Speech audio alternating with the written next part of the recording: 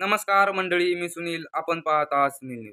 Video बनवण्याचं प्रमुख कारण म्हणजे बीडच्या ज्ञानराधा बँकेमध्ये येणार आहेत 1200 करोड रुपये. कॉल रेकॉर्डिंग होत आहे, तुफान व्हायरल. झाले ना ते तिकडेच फोन चालू होता, त्याच्यामुळे तुमचा उचलला नाही. आपले जे इन्व्हेस्टर आहेत HSBC आणि ब्लॅकरॉक वाले, त्यांच्याशीच बोलणं चाललंय. आरबीआयने दिले क्लिअरन्स आपलं. आज किंवा उद्या आपल्याला क्रेडिट व्हायला पाहिजे. चालू होऊन जाईल ना आता, काही प्रॉब्लेम नाहीये. हो ना. हो झालं. आपल्या याच्याला फळ आलंय ना एवढ्या मेहनतीला, काही अडचण नाही. पण ऐका ना, माझी एक रिक्वेस्ट आहे. एक जण आत्महत्या करण्याच्या तयारीत आहे. ऐका बरं का, आम्ही जे 6-7 जण होतो का बीडला आता त्या दिवशी, सोडून द्या, बाकीचं कोणालाच पैसे देऊ नका तुम्ही आता. पण एक जणाला पैसे तुम्हाला आज द्यावं लागेल. त्याचा मुलगा बँकिंग बंद आहे. उद्याचं जे आहे ना, उद्याच्या याच्यामध्ये मी करायला लावतो. तुम्हाला डिटेल पाठवून द्या, मला डिटेल व्हॉट्सअप करा. तुम्हाला व्हॉट्सअप डिटेल करतो. पण त्या पठारे सरांचा मुलगा काल दुपारपासून गायब आहे बरं का, लक्षात घ्या.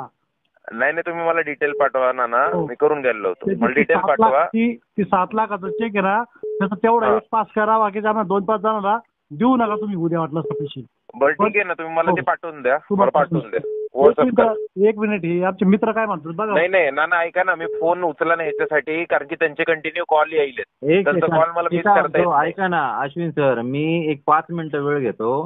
साहेब ऐका ना, काय झालं माहितीये का, वरून जो लक्झमबर्ग वरनं कॉल येतोय, त्यांच्या इथं रात्र आहे, ते आपल्यासाठी थांबलेले. त्याच्यामुळे मी फोन घेत नाहीये, बाकी काही नाहीये. त्याच्यामुळे फोन घेत नाहीये. मला 2च मिनिटं माहिती द्या. मॅडमशी माझं अर्धा तास बोलणं होतं, अर्चना मॅडमशी. मी अमित खंदारे बोलतोय, श्रीरामपूर वरून.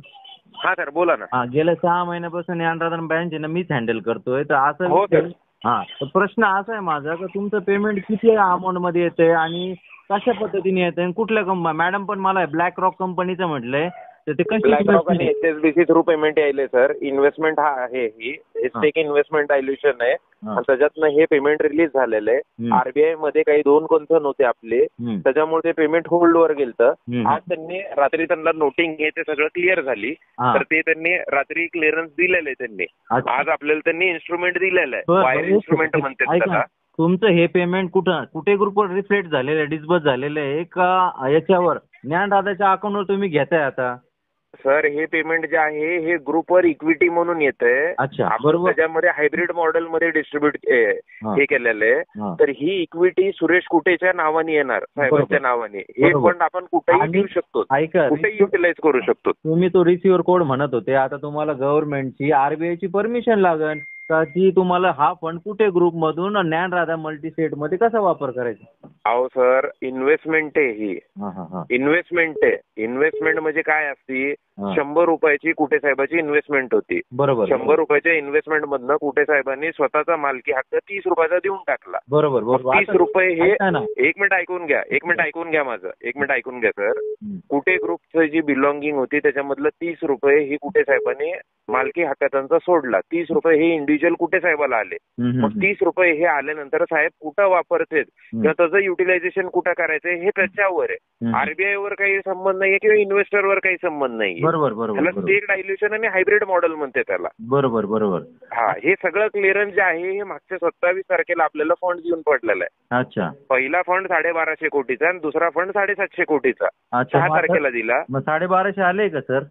अहो सर, दोन्ही पेमेंट आलेलं आहे आपलं. अच्छा. दोन्ही पेमेंट आलेलं आहे, फक्त क्लिअरन्स राहिलं होतं.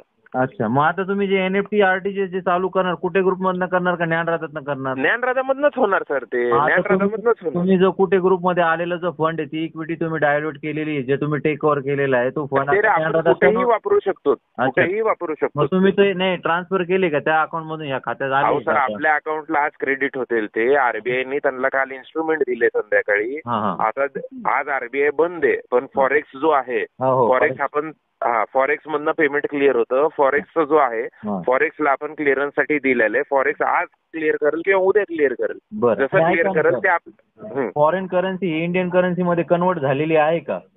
अहो सर हे 27 तारखेला पेमेंट झाले सर. INR मध्ये पैसे आलेले आहेत आपले ते. अच्छा बरोबर INR मध्ये आलेले बरोबर. हा हे सगळं क्लिअर झालेलं आहे सर.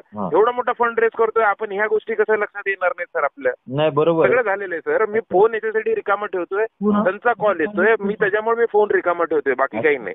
पुढे आणखीन काही टेक्निकली अडचण येणार आहे का अजून? काही नाही सर, सगळं क्लिअर झालं आता, सगळं क्लिअर झालेलं. आता ब्रँच ओपन कसं करायचं आपण? ह्या पेमेंट ऐका ना सर, मी तुम्हाला सगळे डिटेल देतो, मला हे कॉल होऊ द्या, मी तुम्हाला करतो सर, मी तुम्हाला करतो. ओके मी परत फोन करतो तुम्हाला.